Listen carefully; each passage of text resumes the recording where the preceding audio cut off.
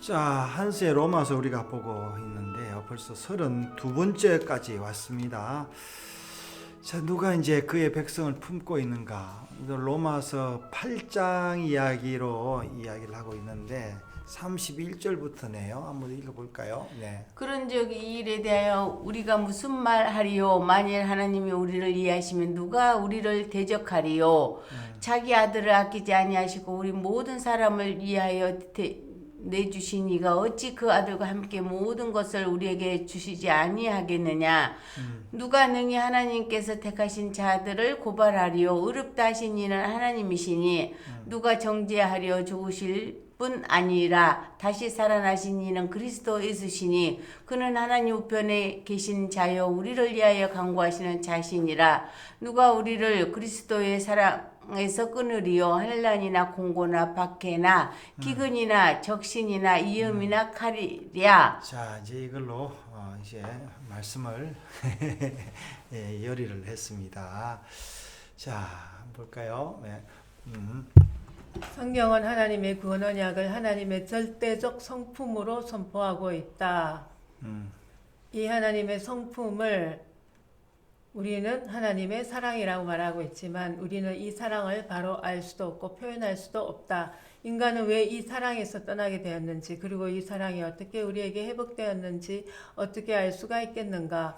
우리는 우리에게 적용된 이 놀라운 하나님의 정하심과 부르심과 의롭게 하심과 영화롭게 하심에 대해서 그저 놀라움과 감사와 찬양만을 할 뿐이다. 이 놀라운 하나님의 은혜는 예수 그리스도 안에 있는 믿음으로만 주어진 선물이기 때문이다. 자, 그러면서 이제 선물을 한번 볼까요? 계속. 하나님께서 그의 은혜로 창조된 인간을 이끌어 은혜의 에덴 동산 안에 두었고 이 동산을 경작하며 지키라는 사명을 주셨다. 이 경작과 지킴은 이 땅에서 인간 중심의 일을 함으로 에덴을 세상 방법으로 지키고 자신의 생존을 위한 자신의 나라를 세우라는 말이 아니다.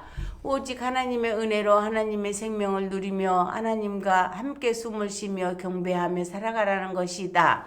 즉 경작은 창조주 하나님을 은혜로 섬기는 일이며 지킴은 은혜로 주신 하나님의 거룩한 땅에서 하나님의 통치 아래에 순종하라는 것이다. 그런데 인간은 이 은혜와 생명의 울타리를 떠나 죽음으로 나아갔다. 스스로 하나님의 임재로 충만한 생명의 땅을 떠나 깜깜한 죽음의 땅으로 쫓겨났다. 사역을 통해 그래서 창세 전부터 계획하신 하나님 자신의 주권적인 구원 사역을 통해서 자신의 존재를 거부하고 그 땅에 조건 없는 은혜로 그 아들을 보내셨다. 이 아들이 십자가에서 죽으시고 부활하심으로 어두움을 몰아내고 죽임으로 이 구원 계획을 완성하신 것이다. 이제 이게 우리 한스의 이 글들을 보면요, 이게 이제 계속 에덴 동산 구원 복음에 계속 강조를 하고 있는데, 자 이제 이거를 계속 이야기할 수 있는 그런 그 힘이 이분한테는 있는 거예요. 그래서 어디 가서 예수 부활을 참 노예나 이런 데서 하기 어렵습니다. 우리끼리도 참 하나님 예배 시간 조금만 하나님 이야기하는 이분은 계속 복음을 어디서든지 이야기를 하고 있죠. 바울은 로마서를 통해서 바로 하나님의 이 은혜의 이야기를 하고 있는 것이다. 은혜는 하나님의 거룩한 성품이 죽음에 침투하는 것이다. 자, 그래서 뭡니까? 우리의 죽은 성품에 하나님의 은혜가 침투하는 거죠. 예. 그래서 하나님의 은혜는 그 어느 저울로도 측량할 수 없는 가장 무거운 것이며 이 은혜가 우리에게 임할 때 우리의 무게는 사라지게 우리는 가장 민첩하게 하나님의 진리로 달려갈 수가 있을 것이다. 자, 이게 이제 아까 뭡니까? 가장 무겁다 했는데 사실 이제 너무 무겁기 때문에 지구가 너무 빨리 돌기 때문에 우리가 못 느낀다잖아요. 이 소리도 엄청 크다는데요. 소리도 크는데. 예. 자, 이 은혜의 본질. 이 은혜의 본질인 하나님의 아들이 우리에게 임하셨는데 누가 이 은혜의 길을 대적할 수 있겠는가? 그리고 이 은혜인 예수 그리스도와 함께 우리가 누리지 못할 것이 무엇이 있겠는가? 하나님의 은혜로 우리의 구원을 다 이루신 하나님께서는 우리들에게 모든 것을 다 주셨다. 자, 다 주셨다. 다 주셨는데 이제 욥의 친구들이 와가지고 하나님 은혜가 네한테 있느냐 이제 이런 경우들이 계속 발생하니까 우리가 믿음을 지켜야 되는 겁니다. 바울은 그 시대의 법적 용어들을 많이 사용하고 있는데 이 용어들은 현재도 적용이 가능하다. 이 법적 용어들은 우리의 삶에 공적인 효력을 가지게 되는데 하나님의 진리 법과도 소통이 가능하리라 본다. 정한다, 부른다, 의롭다, 영화롭다 이런 말들은 하나님의 입으로 말씀하신 진리의 법에 따라 선포이기에 하나님 이름의 권위를 가지고 있다. 성도는 하나님께서 직접 선포하신 하나님의 은혜의 법에 따라 택함 받았기에 결코 어느 누구도 성도를 고발하여 그들의 법정에 세울 수 없다. 자, 그런데 이제 사람들이 우리를 법정에 세우려고 하잖아요. 네. 그래서 법정에 세울 때 어떻게 합니까? 법에 가면은 누구를 고용하죠? 저 변호사를 고용하죠. 그렇죠. 그 우리가 변호사가 있어야 되는데 그 변호사가 누굽니까? 변호사가 누구냐고요? 성령이죠. 네. 말씀이죠. 예수님이고 성도의 모든 죄를 짊어지신 분은 하나님의 아들이시기에 그 누구도 성도를 정죄하여 세상에 드러나게 할 수 없다. 그이고 그 무엇도 성도들을 그리스도의 사랑에서 분리하거나 나눌 수가 없다. 자, 그럼 있어요. 이 고발과 정죄는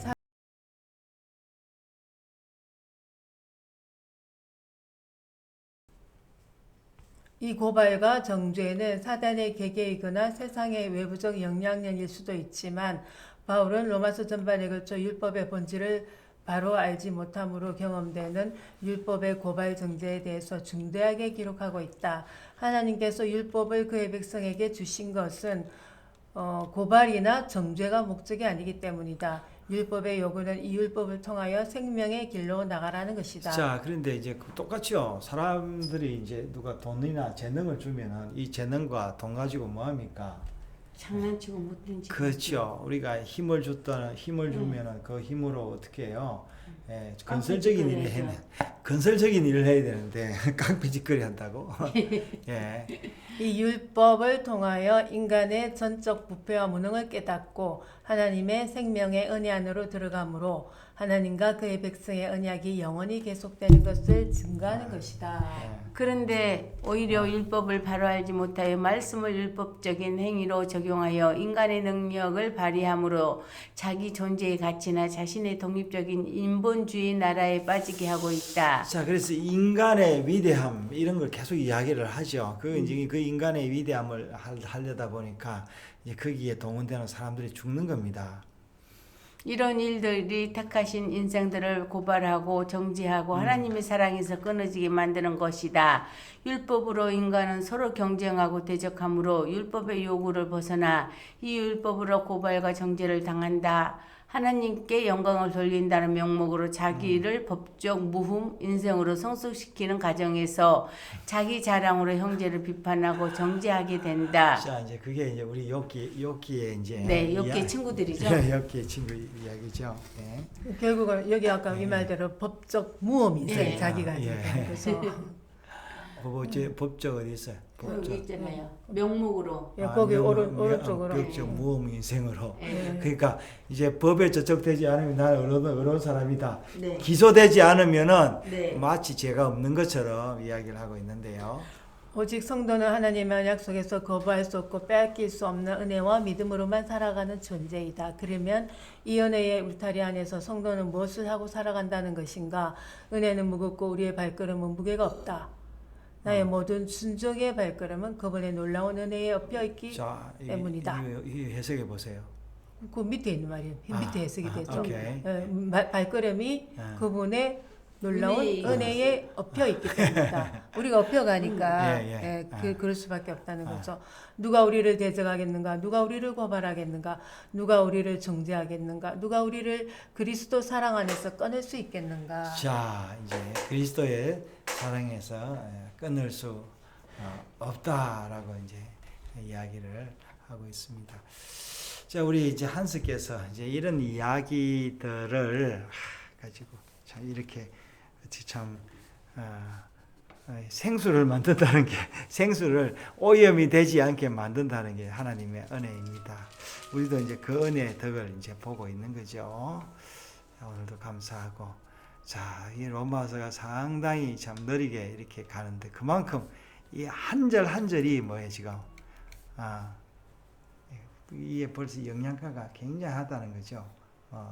요즘 우리 아내는 된장 끓일 때 그 동전 육수 한 개 넣던데 동전 동전 육수 하나 끓이니까 육수가 다 돼버리는데 자 오늘도 이제 동전 육수로 우리 말씀을 우리가 보고 있습니다.